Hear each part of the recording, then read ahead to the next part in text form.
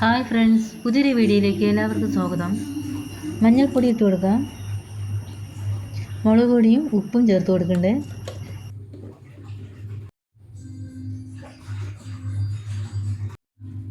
ഇറച്ചി മസാലയും കുരുമുളക് പൊടിയും ചേർത്ത് കൊടുക്കണ്ടേ. ഇതെല്ലാം കൂടി നന്നായി കുഴച്ചെടുക്കാം.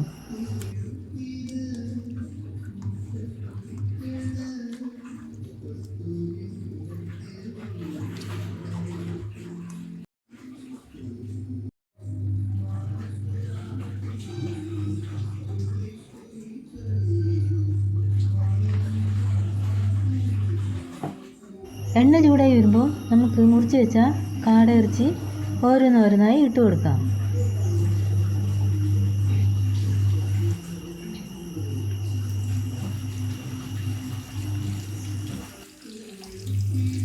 രുചികരമായ കാട ഫ്രൈ തയ്യാറാക്കുന്ന വിധമാണ്. വീഡിയോ എല്ലാവർക്കും ഇഷ്ടമായി എന്ന് വിചാരിക്കുന്നു. ബൈ.